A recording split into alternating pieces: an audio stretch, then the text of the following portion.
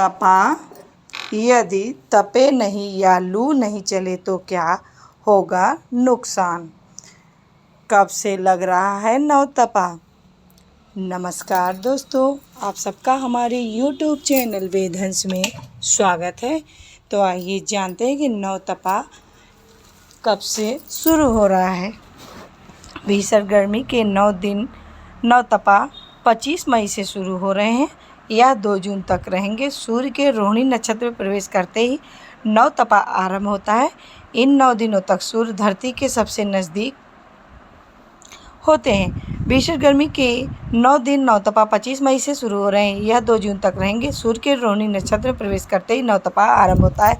इन 9 दिनों तक सूर्य धरती के सबसे नज़दीक आ जाता है, यानी सूर्य और पृथ्वी के बीच की दूरी सबसे कम हो जाती है, जिससे सूर्य की किरणें सीधे धरती पर पड़ती हैं। यही कारण है कि इन दिनों भीषण गर्मी पड़ती है।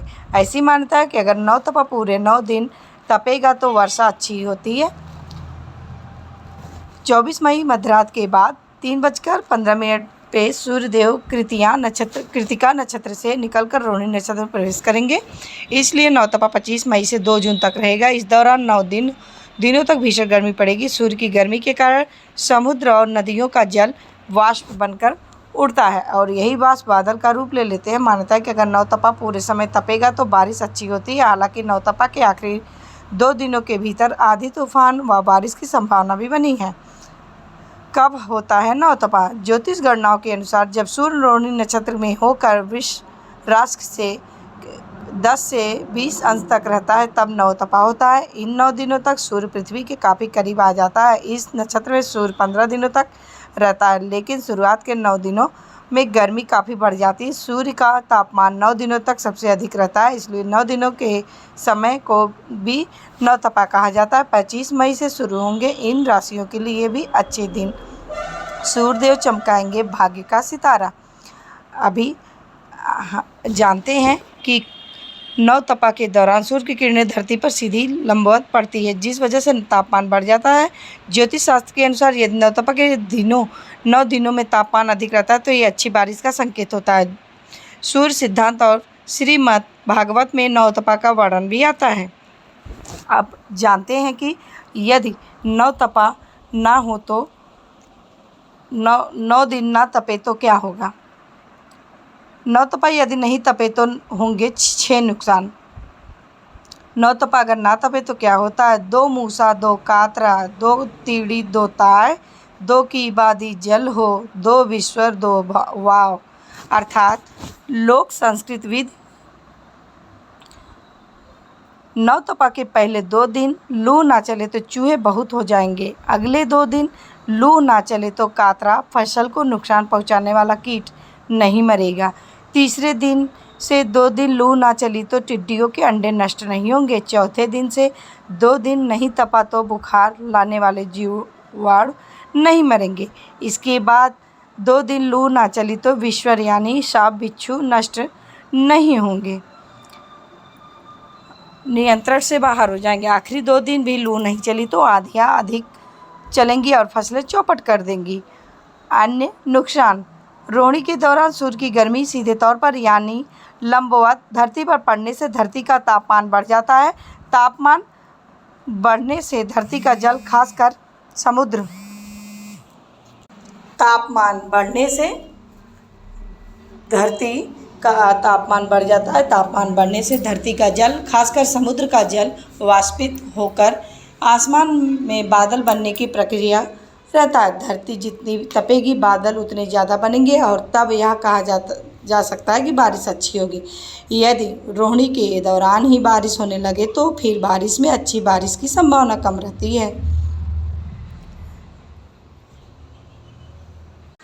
अब आइए जानते हैं कि 25 मई से शुरू होंगे इन राशियों के अच्छे दिन। सूर्यदेव चमकाएंगे भाग्य का सितारा। 25 मई को सूर्य नक्षत्र परिवर्तन करेंगे। इसी दिन से नवतपा भी शुरू हो जाएगा। इसका समापन 2 जून को होगा। 25 मई को दोपहर 3:17 पर सूर्य के रोहिणी नक्षत्र में प्रवेश के साथ नवतपा का आरंभ हो जाएगा। इसी दिन से नवतपा शुरू हो जाएगा। इसका समापन 2 जून को होगा। सूर्य के रोहिणी नक्षत्र में प्रवेश के साथ नवतपा का आरंभ होगा। कृष्ण पक्ष की द्वितीया को सूर्य कृतिका से रोहिणी नक्षत्र में प्रवेश करेंगे और 8 जून तक इसी नक्षत्र में रहेंगे। इस अवधि में सूर्यदेव की पूजा करने से सुरक्षा प्राप्त होती है। सूर्यदेव के रोहिणी नक्षत्र में प्रवेश करने से कुछ राशियों के अच्छे दिन भी शुरू होंगे। इन राशियों वालों को भाग्य का पूरा साथ भी मिलेगा।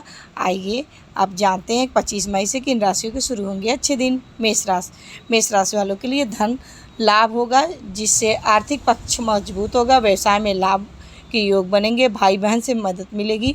साहस और पराक्रम में वृद्धि होगी। मान सम्मान और पद प्रतिष्ठा में वृद्धि होगी। जीवन साथी के साथ समय व्यतीत करने का अवसर भी मिलेगा।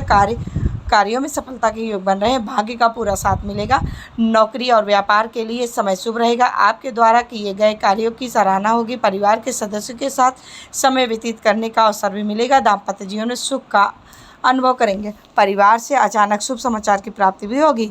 मिथुन राशि वालों के लिए नौकरी और व्यापार के लिए समय शुभ है। मान सम्मान मिलेगा। कार्यों में सफलता मिलेगी। दाम्पत्य जीवन सुखमय रहेगा। परिवार के सदस्यों के साथ समय अच्छा बीतेगा। आपको शुभ परिणाम प्राप्त होंगे। नौकरी की तलाश कर रहे लोगों को शुभ समाचार भी मिलेगा। प्रमोशन या आर्थिक लाभ के योग भी बनेंगे। किसी नए काम की शुरुआत के लिए सूर्य गोचर लाभकारी रहेगा। शिक्षा के क्षेत्र से जुड़े लोगों के लिए समय किसी वरदान से कम नहीं है। लेन देन के लिए समय भी शुभ रहेगा। सिंह राशि वालों के लिए इस दौरान पारिवारिक रिश्तों में मधुरता बढ़ेगी। नौकरी की तलाश कर रहे लोगों को शुभ परिणाम मिल सकता है। आत्मविश्वास में बढ़ोतरी होगी। दाम्पत्य जीवन सुखद रहेगा। धन लाभ होगा, जिससे आर्थिक पक्ष भी मजबूत होगा। धन से जुड़े मामलों में सफलता हासिल होगी। समाज में मान सम्मान बढ़ेगा। पद प्रतिष्ठा में वृद्धि होगी। निवेश से लाभ होगा। कन्या राशि वालों के लिए आपके लिए लाभकारी सिद्ध साबित होगा। लेन देन के लिए समय शुभ है। इस दौरान आपका मान सम्मान बढ़ेगा। कार्य क्षेत्र में लाभ होगा। सूर्य गोचर काल में आपको सफलता हासिल होगी। धन आगमन के नए अवसर प्राप्त होंगे। व्यापारियों को अच्छा मुनाफा होगा। यह समय आपके लिए किसी वरदान से कम नहीं है। धन राशि वालों के लिए इस दौरान आपको नौकरी व व्यापार में शुभ फलों की प्राप्ति होगी। नौकरी में प्रमोशन के योग बनेंगे। खर्च पर कंट्रोल रखें। पारिवारिक जीवन खुशहाल रहेगा। आर्थिक मोर्चे पर भी सूर्य का राशि परिवर्तन आपके लिए लाभकारी साबित होगा। इस दौरान आप शत्रुओं पर विजय प्राप्त करेंगे। कार्यस्थलों पर आपको मान सम्मान की प्राप्ति होगी। आर्थिक स्थिति पहले से बेहतर होगी। स्वास्थ्य में सुधार होगा। वैवाहिक जीवन सुखद रहेगा। तो दोस्तों, कैसी लगी मेरी ये जानकारी? उम्मीद करती हूँ कि आप सबको मेरी ये जानकारी ज़रूरी पसंद आई होगी। ऐसी और जानकारी प्राप्त करने के लिए जुड़े रहिएगा हमारे इस चैनल से। धन्यवाद।